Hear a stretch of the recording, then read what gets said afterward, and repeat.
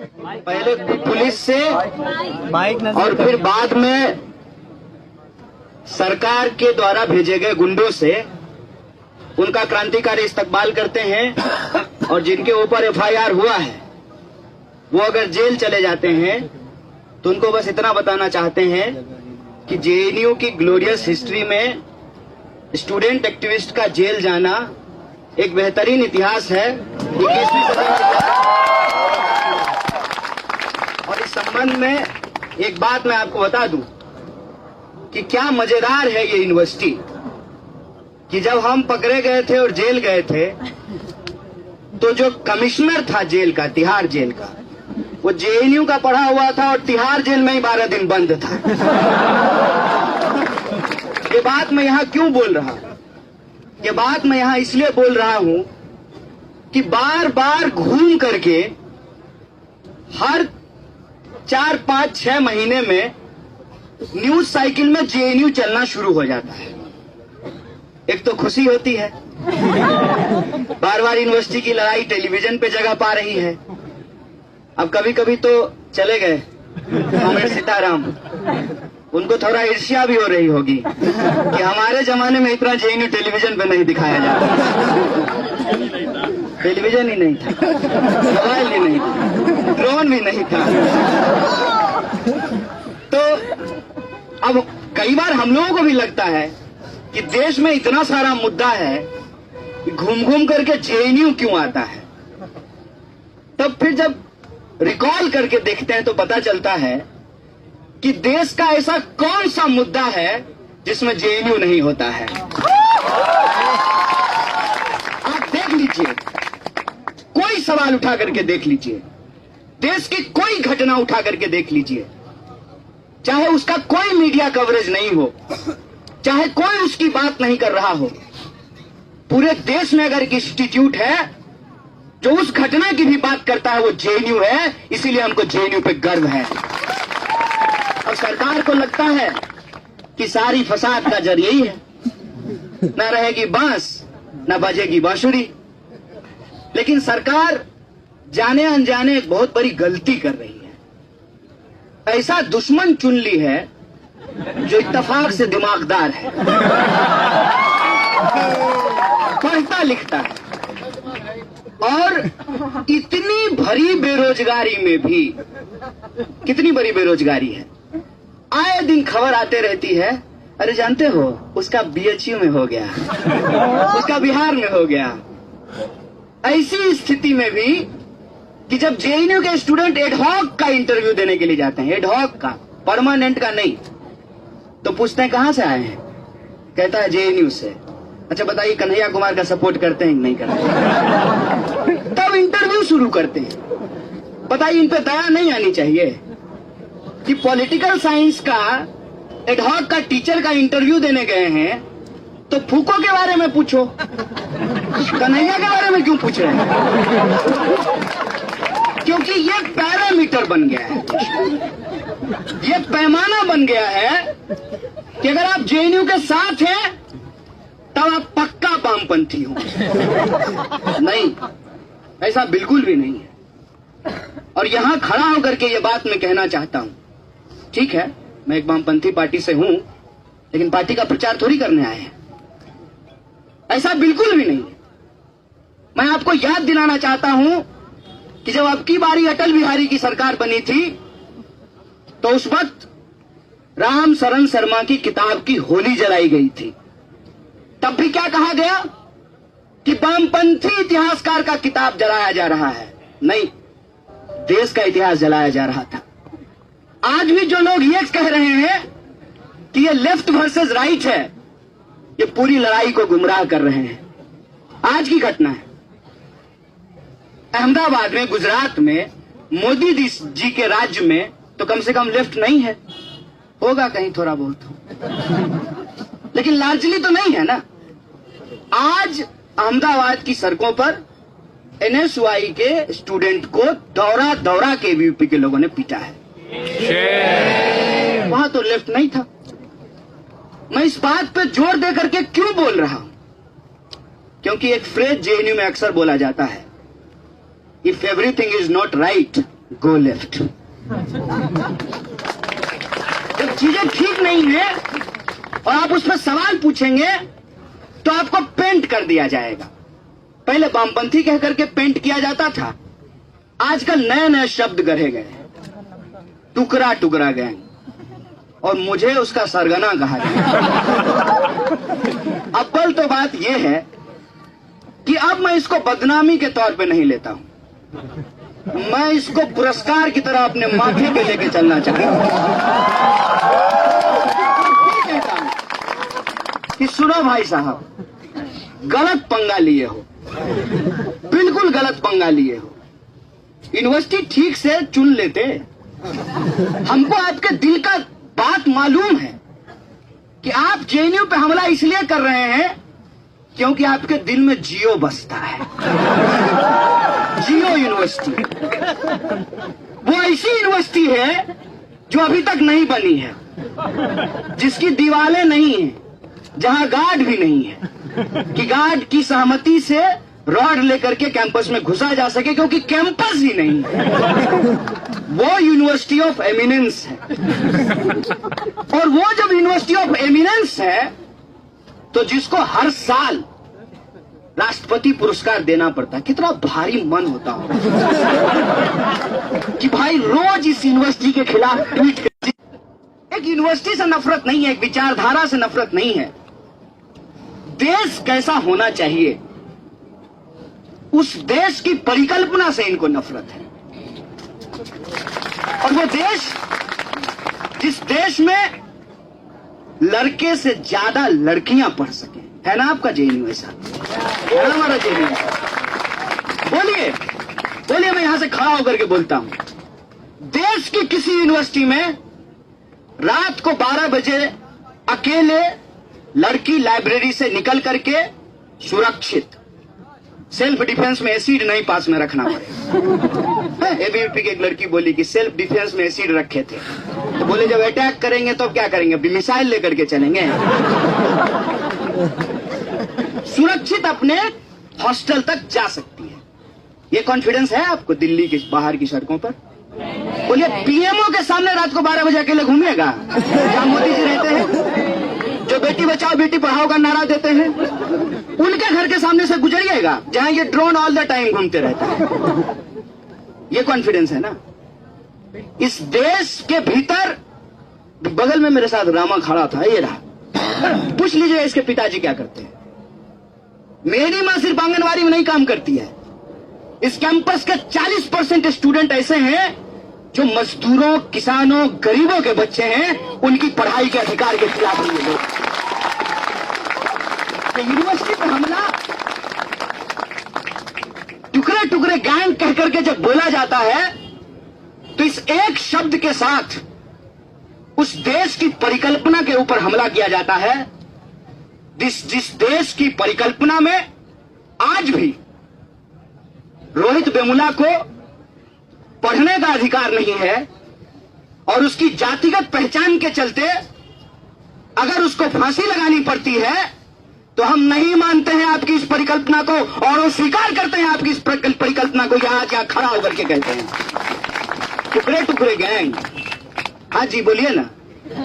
आपके देश में जहां आप औरत और मर्द के बीच में भेद करना चाहते हैं, जहां आप अगड़ा और पिछड़ा का लड़ाई लगाना चाहते हैं, जहां आप फिर से नए तरीके का छुआछूत हमारे ऊपर थूपना चाहते हैं, जहां आप फिर से एकलव्य का पढ़ने का अधिकार और उसका अंगूठा नहीं उसका सर फोड़ना चाहते हैं, तो हम आपका टुकड़ा टुकड़ा करेंगे। ऐलान करते हैं यहां से खड़ा होकर के, बोलिए।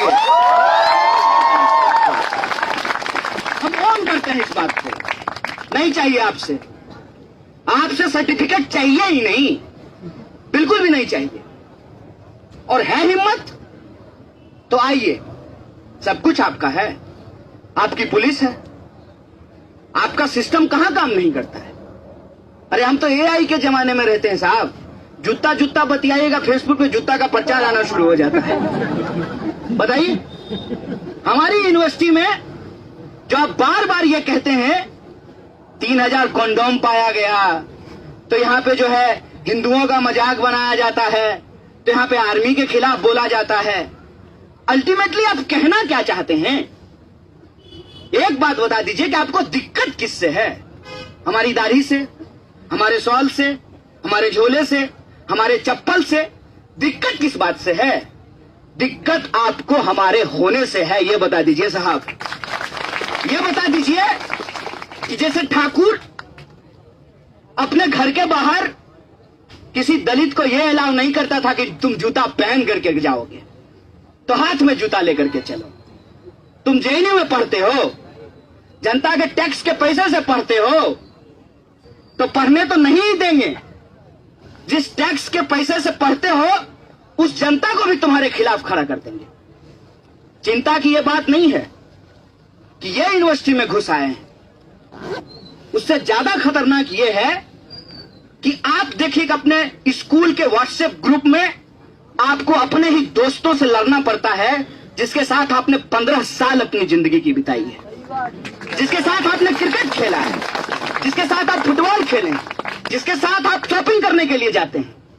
आपका ही पड़ोसी जो कल तक आपका पीठ थपथपा रहा था कि वाह बेटा जेएनयू में टॉप करके आए हो, अचानक से वो संदेह भरी नजरों से हमको देख रहे हैं।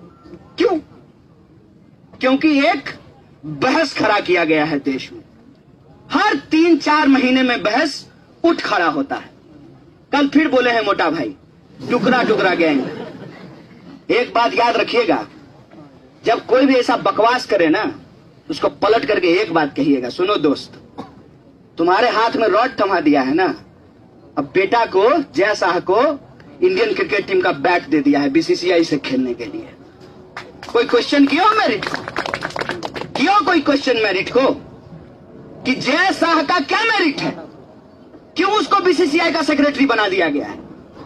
कोई इसको क्वेश्चन कर रहा है? जेएनयू में टैक्स का पैसा बर्बाद हो रहा है इनके हिसाब से, और ये तो बड़ा आबाद हो रहा है।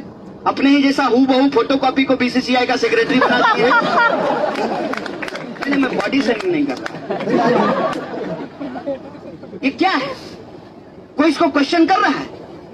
देश के भीतर आज शिक्षा की जो हालत है, कोई इसको क्वेश्चन कर रहा है? फंडिंग की जो हालत है, कोई इसको क्वेश्चन कर रहा है? कितने चीजों का जवाब देते रहिएगा। जब फरवरी की घटना हुई तो जो हमको नहीं भी बेचारा जानता है, हो सकता है कि हमको वोट नहीं दिया हो, उसको भी अपने चाचा मामू के पास हमको डिफेंड करना पड़ रहा था।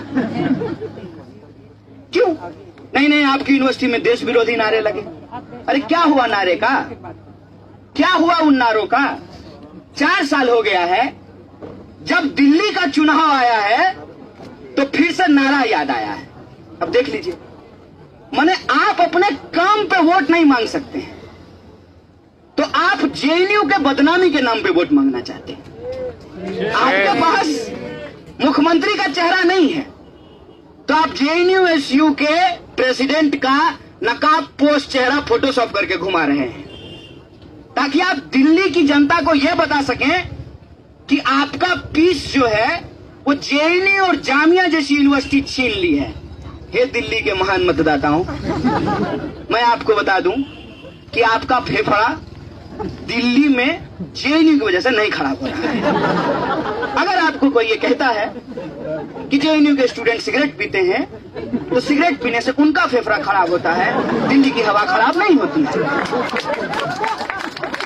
देखिए कि आपके पास मुद्दा क्या है, क्या मुद्दा दिया है आपको? कोई काम नहीं है, जेएनयू के नाम पे चुनाव लड़ना चाहते हैं। अरे लड़िए, ठीक बात है, लेकिन हमारी उन लड़ाइयों का क्या? मैं आपको याद दिला दूं कि जिस फरवरी में तथाकथित नारेबाजी की बात होती है, उसी फरवरी में रोहित वेमुला को न्याय दिलाने का एक आंदोलन चल रहा था। उससे पहले पूरे देश के विद्यार्थी जो नॉन नेट फेलोशिप बंद कर दिया गया, उसके खिलाफ ऑक्यूपाई यूजीसी का आंदोलन चला रहे थे। उससे पहले मद्रास आईआईटी में अंबेडकर पेरियार स्टडी सर्किल को बैन कर दिया गया था, उसके खिलाफ आंदोलन कर रहे थे। उससे पहले एफटीआईआई में गजेंद्र चौहान को अध्यक्ष बना दिया गया था, उसके खिलाफ स्टूडेंट प्रोटेस्ट कर रहे थे। और ये सारी लड़ाइयां जब जेएनयू से आकर के जुड़ती हैं, तो फिर इनको याद आता है कि सारी फसाद का जड़ यही है। इसीलिए आप देखिए कि जितने सारे साल आपने बिताए हैं, हर साल आपके जीवन से जुड़ा हुआ एक प्रमुख सवाल को लेकर के आप आंदोलनरत थे। छोड़ दीजिए वो नारेबाजी वाली बात। उसके बाद जेएनयू में कौन सा आंदोलन चला? नजीब को वापस लाने का आंदोलन। नजीब आए क्या? पता चला क्या? यही सीबीआई है ना, आए हैं फोरेंसिक वाले घूमने के लिए। इनको तो देख के हंसी आती है। बताओ यार, पढ़ लिख करके नौकरी किए हो, है? एक मूर्ख आदमी तुमको ऑर्डर दे रहा है।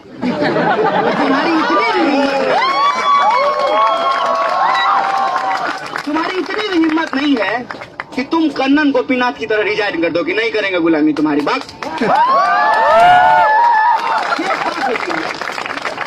यही सीबीआई जो है वो क्लोजर फाइल की कोर्ट के अंदर क्या कहा कि नजीब कहां गए पता नहीं कर सकते। ये ड्रोन तब कहां मर गया था? क्या तब एआई काम नहीं कर रहा था? आर्टिफिशियल इंटेलिजेंस तब किसी का व्हाट्सएप नहीं घूम रहा था? तब किसी का व्हाट्सएप नहीं हैक हो सकता था? तब किसी का कंप्यूटर नहीं हैक हो सकता था?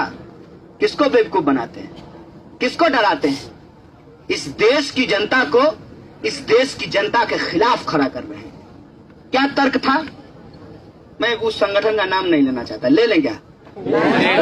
गोल्डन मॉड थोड़ी है। उसका ताकत बढ़ जाएगी। एबीवीपी का लोग क्या बोला था कि कलेवा देख करके झगड़ा हो गया। तुम पूरा माथा में कलेवा लपेट लो, तुमको कोई मना कर रहा है? बोलिए जेएनयू में कभी भी किसी को उसका जो प्रैक्टिस है उस प्रैक्टिस से उसको करने के लिए रोका गया हो? अरे हम लोगों को दाढ़ी बढ़ाने से नहीं रोकता है तो तुमको कलेवा लगाने से कौन रोकेगा? पूरे बहस को कहां शिफ्ट कर दिया? कलेवा लगाने पे। और आज वो मां आज भी उसको ढूंढ रही है कि मेरा बच्चा कहां है। नहीं मालूम है कि क्या हो उसके साथ। फिर ये तर्क दे करके कि जेएनयू के टीचर अपने भीतर कई स्टूडेंट को लेकर के पॉलिटिकल गैंग बनाते हैं, इसलिए एक टीचर के भीतर 3 से ज्यादा स्टूडेंट नहीं होना चाहिए। यही तर्क था ना जी। सीट कट किया गया, सीट कट कर दिया गया। 84% सीट जो है उस पर रीएडमिशन ही नहीं हुआ। तो उनको क्या लगा था हमारे टाइप के लोगों को जेएनयू से बाहर कर देंगे तो कोई और नहीं होगा। लीजिए सर फुड़वा के बैठी हुई है।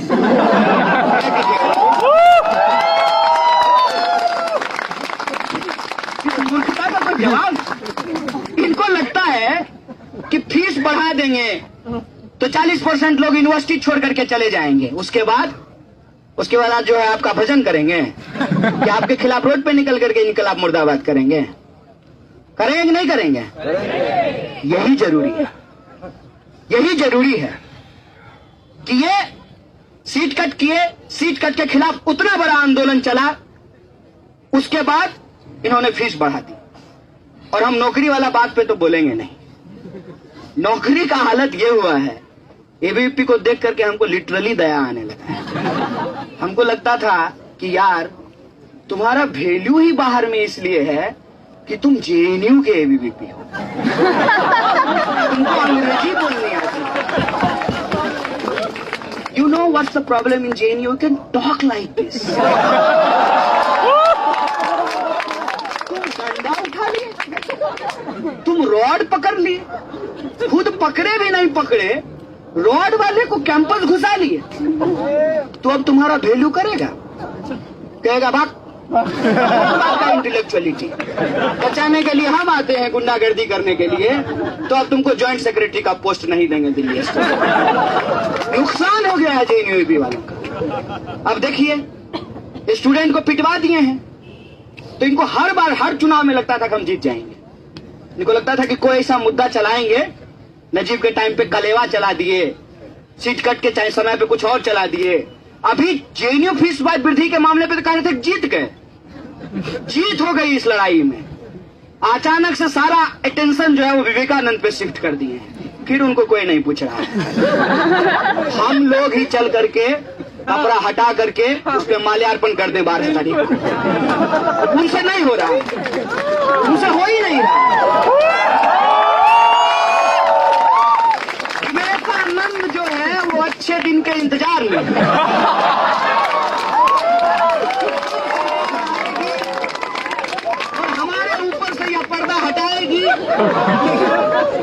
और हम लोग जो है, बोलिए अपशब्द क्यों लिखेंगे विवेकानंद के बारे में? वो इतना बढ़िया बढ़िया शब्द बोल करके गए हैं कि अपशब्द लिखने का जरूरत ही नहीं है। थोड़ा मेहनत करेंगे ना तो मैं आपको बता दूं कि जो कहते हैं ना कि जहां हुए बलिदान मुखर्जी, वो मुखर्जी भी इनके खिलाफ चले जाएंगे। मैं सच बात बता रहा हूं। तो जेएनयू वालों के पास यही क्रेडिट था, एबीपी वालों के पास, कि वो जेएनयू का एबीवीपी, तो बिना कुछ किए ही उसको अच्छा पोस्ट मिल जाता था। अब मोबिलाइजेशन का बात है तो बताओ तुम जेएनयू में कहां से मोबिलाइज करोगे? डीयू वाला हमेशा तुमसे जीत जाएगा। तो ले दे करके तुम्हारे पास बचा क्या? जेएनयू। तुम्हारी हालत ये हो गई कि ना घर के रहे ना घाट के। अब नौकरी भी जेएनयू में ही करनी है। तो यहां एक बात मैं आपको स्पष्ट कर देता हूं, जेएनयू अगर बच गया तुम तब भी नहीं बचोगे। क्या? जेएनयू अगर बच गया, जो बार बार क्लेम कर रहे हैं मीडिया में जाकर के कि जेएनयू में नॉर्मलसी है, नहीं है, छोड़ के कहते हैं कि आएगी। इंतजार कर रहे हैं कि किस दिन नॉर्मलसी आएगी। और जब आएगी, जब जेएनयू की ये पीढ़ी बचा लेगी जेएनयू को, तब पूछेंगे how do you do dear. बताइए, बिरादरी के साथ गद्दारी कर गए। अखिल भारतीय विद्यार्थी परिषद नाम है, विद्यार्थी को ही पीट दिए। जैसे भारतीय जनता पार्टी भारतीय जनता का ही पार्टी कर रही है।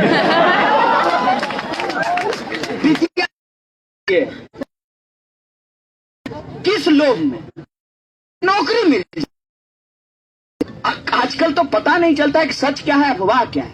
इंटरव्यू देने के वक्त कुछ अफवाह उड़ती है, ये जानते हो आज इसका होने वाला है, और वो अफवाह सच साबित हो जाती है शाम तक। इंटरव्यू खत्म होते ही कितना नौकरी मिल जाएगा, को नौकरी दे दी जाएगी। और एक यूनिवर्सिटी बंद करा देंगे, हालांकि वो होगा नहीं। क्या? इतना ठंडा बोलेगा जी। नहीं होगा। और यूनिवर्सिटी अगर बच गई तो तुम तब भी नहीं बचोगे। और यूनिवर्सिटी अगर खत्म हो गई, जैसा तुमको लगता है, जैसा इतिहास में हर किसी को लगा है, जैसे हमको भी कभी कई बार लगता है कि बुरा ही नहीं होंगे, ऐसा हो सकता है क्या? बताइए, जो हमारे पुराने टीचर हैं उनसे पूछिए। कभी कभी लगता है कि ऐसा दिन उनका नहीं जाएगा। कभी वो भी स्टूडेंट लीडर थे। देखिए हमारा दिन चला गया ना, अभी नई प्रेसिडेंट बैठी। इनको भी लगता है कि ऐसा ही दिन रहेगा। ऐसा दिन नहीं रहने वाला है और ये बदलेगा। मैं बाहर से आया हूं, एक बात आपकी जानकारी के लिए बता दूं कि बस एक चीज बदलना है। मैं फिर इस बात को रिइटरेट कर रहा हूं कि क्या आप अपने मेस के कर्मचारी को उनकी भाषा में अपनी लड़ाई, अपनी मांग और अपनी बात समझा सकते हैं कि नहीं समझा सकते? बस इतनी सी बात है कि जिस कैब पे आप बैठे हैं उस कैब ड्राइवर को ये समझा सकते हैं कि नहीं समझा सकते हैं कि ये जेएनयू की लड़ाई एक्चुअली तुम्हारी लड़ाई है। ये चीज हमको करने की जरूरत है और ये हम जितना करना शुरू कर देंगे उतना इनकी परेशानी बढ़ती जाएगी। इनको यह लगता था कि एक बार जेएनयू को टुकड़ा टुकड़ा गैंग बोल दिए हैं हर चुनाव से पहले। मुझे तो लगता है इनका मास्टर जो है वो ट्रेंड हो गया है। जब भी चुनाव होने को होता है इनके मुंह में टुकड़ा ठूस देता है। इसीलिए चुनाव में ये सिर्फ टुकड़ा टुकड़ा बोलते रहते हैं ताकि देश की जनता का रोजी रोटी, कपड़ा, मकान, शिक्षा, स्वास्थ्य, सड़क, बिजली, पानी, आत्मसम्मान, न्याय की लड़ाई जो है उसको गुमराह किया जा सके।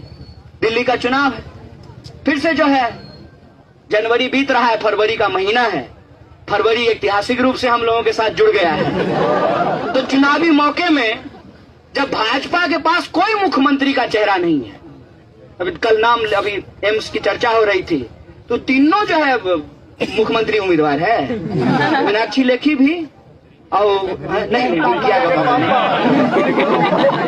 मनोज तिवारी नाम। और तीसरा वो विजय गोयल।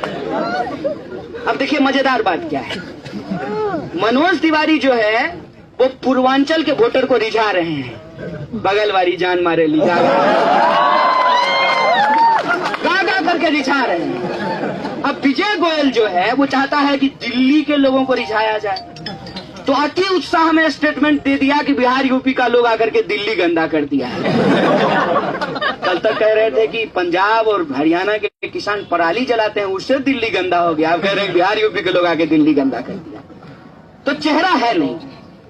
अब मोदी जी कितनी बात, कोई चीज होता है ना, ऐसा तो होगा नहीं मोदी जी बॉलिंग भी करेंगे और विकेट कीपिंग भी करेंगे।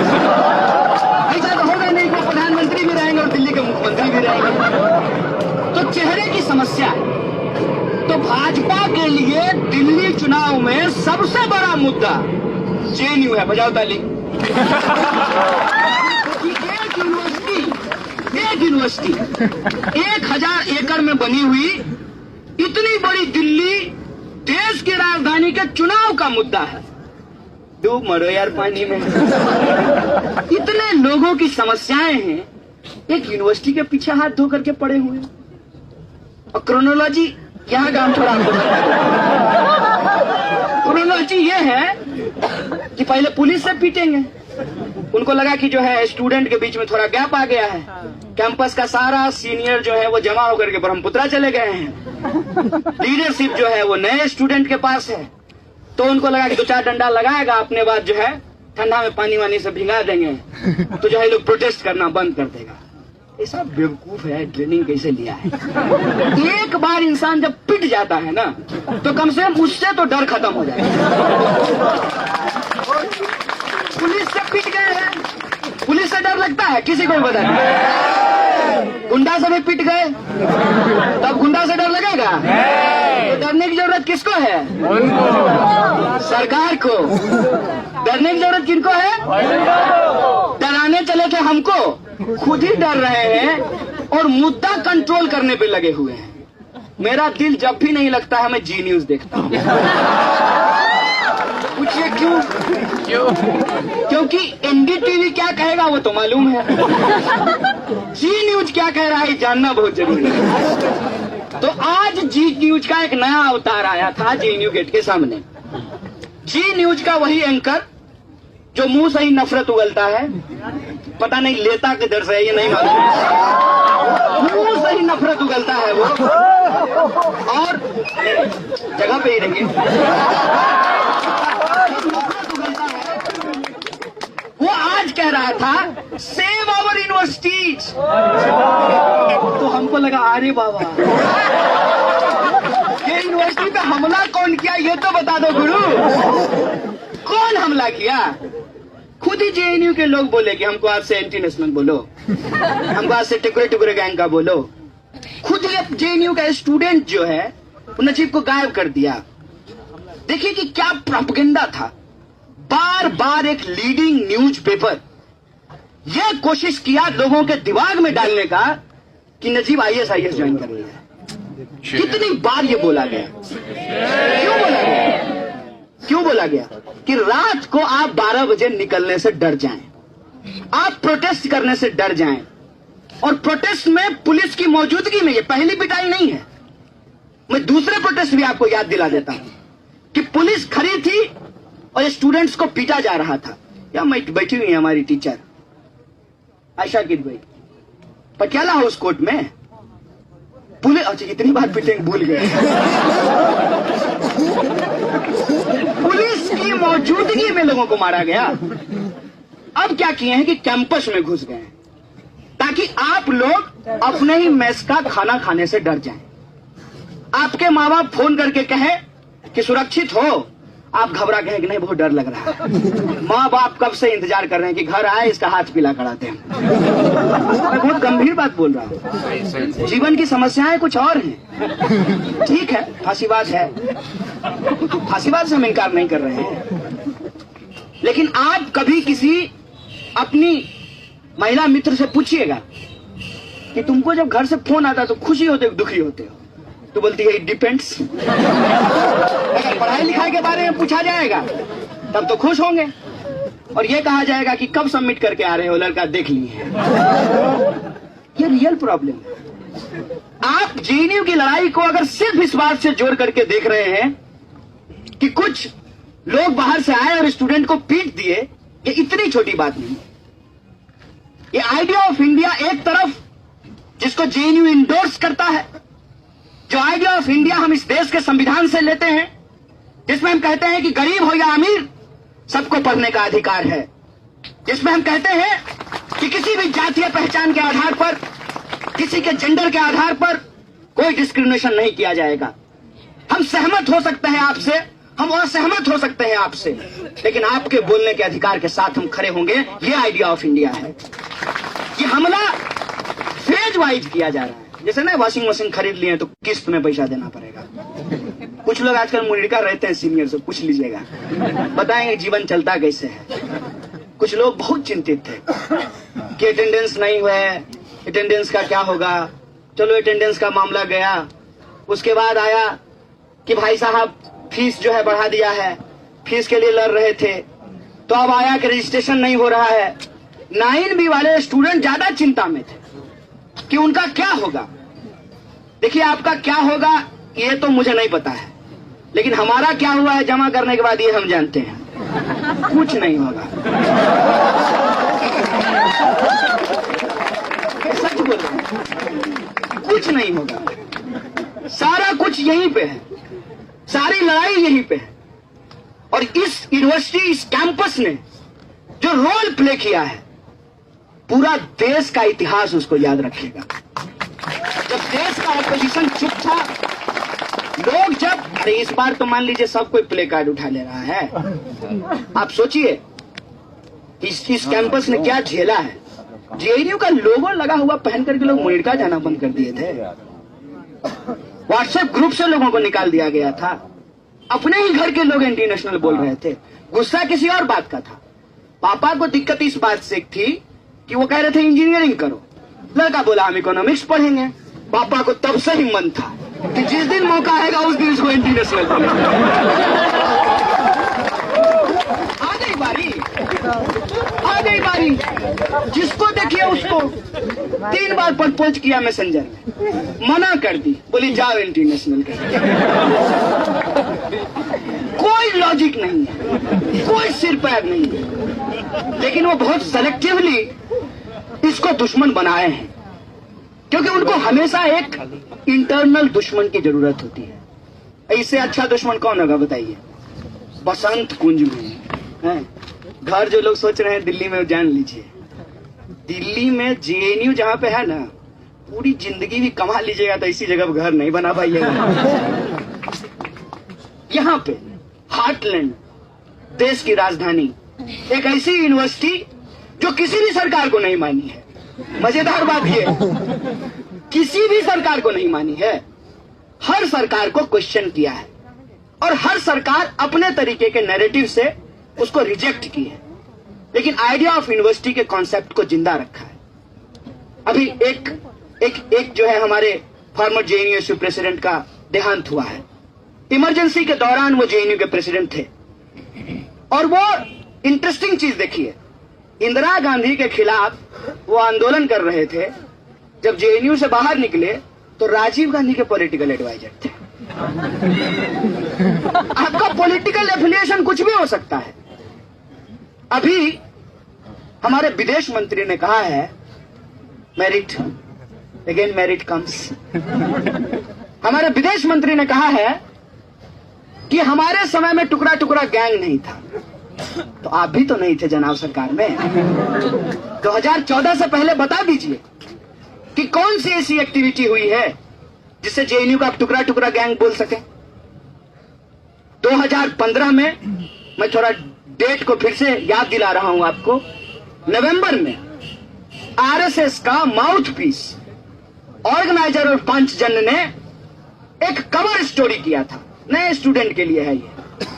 उस कवर स्टोरी का टाइटल था हिंदी में, अंग्रेजी हमको पता नहीं, जेएनयू दरार का गढ़।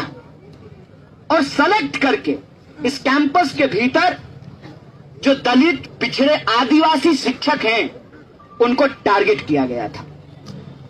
पूरा का पूरा यह माहौल रचाया गया। और याद कर लीजिए, आप लोगों को, हम लोगों को बाद में टुकड़ा टुकड़ा गैंग बोला गया है। रोहित वेमुला की घटना जब हुई थी तो क्या कहा गया था कि ये लोग याकूब मेनन के सपोर्टर हैं। यही नैरेटिव था ना। और लड़ाई कहां से शुरू हुई थी? मुजफ्फरनगर बाकी है, एक फिल्म की स्क्रीनिंग होनी थी।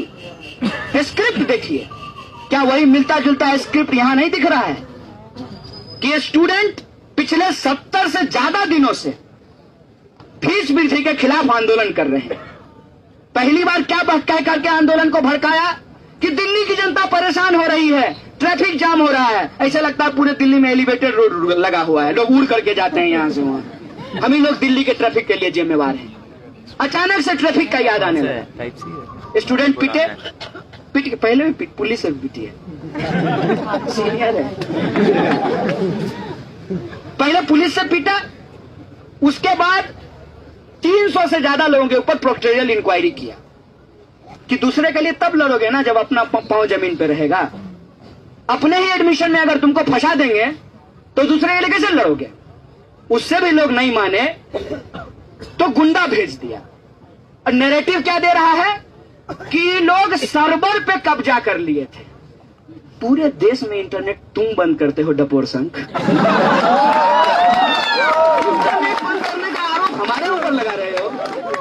कौन इंटरनेट देश भर में बंद करता है बताइए? सरकार बंद करती है कि स्टूडेंट जाके बंद कर देते? स्टूडेंट इतना कह रहे थे कि तुम लोभ दे करके एडमिशन मत करवाओ। ठीक है, देना तो तुमको नौकरी अपने ही कैडर को है, लेकिन कई बार लोगों को लगता है कि हमारा भी जो है बहती गंगा में हाथ साफ हो जाएगा। नहीं होगा गुरु, मैं बता देता हूं। ये लोग, मैं बहुत सीरियस बात बोल रहा हूं, ये लोग बकायदा पता करते हैं कि जेएनयू से एक आदमी का इंटरव्यू होने वाला है, पता करो तो वो किस संगठन से जुड़ा हुआ है। जब यह पता होता है कि किसी संगठन से नहीं जुड़ा हुआ है, कहता तब भी इसको ब्लैक लिस्ट में डालो, वोट तो एबीवीपी को नहीं देता। ये अपॉइंटमेंट की स्थिति है। स्टूडेंट विरोध कर रहे हैं एक सिंपल सी बात में, और इनका खुद एमएचआरडी का और जेएनयू प्रशासन की अलग अलग भाषा है। जेएनयू प्रशासन कह रहा है कि हम नहीं मानेंगे, एमएचआरडी कह रहा है कि नहीं आपको मानना चाहिए, आपको कंसीडर करना चाहिए। किसकी बात माने? सरकार की बात माने कि सरकार के पिट्ठू की बात माने? किधर से किधर चले? उत्तर से दक्षिण की दक्षिण से उत्तर चलना होगा। ये पूरा का पूरा जो बाहर जो मामला पूरा का पूरा बनाया गया है, तैयार किया गया है, वो ये कहा गया है कि नक्सलियों ने नकाब पहन करके, एक तो नकाब गजब का चीज है, जेएनयू का पीछा ही नहीं छोड़ रहा है। जब तक जो है नकाब एपियर हो जाता है। कौन नकाब लगा करके आता है और इससे किसके चेहरे के नकाब उतरते हैं, ये देखने वाली बात है। अब जेएनयू के भीतर नक्सलियों ने, एक तो देखो है, सच में अगर हम नक्सली होते ना, हमको बहुत बुरा लगता है इस बात से। ये सच बोल रहे हैं, इसलिए बुरा लगता कि हमारे ऊपर आरोप होता ट्रेन उड़ाने का और सर फुड़वा लेते खुद ही। नैरेटिव आप सोच करके देखिए। मैंने नक्सलियों के डर से, जो अगर सीरियसली ये बोलते हैं, हम है बिहार से आते हैं, झारखंड वाले भी जानते होंगे। बताइए, जब बंद का कॉल होता है तो पुलिस पेट्रोलिंग भी करती है रोड पे? कोई नहीं जाता है, पता नहीं किधर से उड़ जाए, हाथ उधर जो है किनारे पे हेलो बोले। हम नक्सली होते तो तुम हमको पीट के चले जाते। अरे शुक्र करो यार कि कैंपस डेमोक्रेटिक है।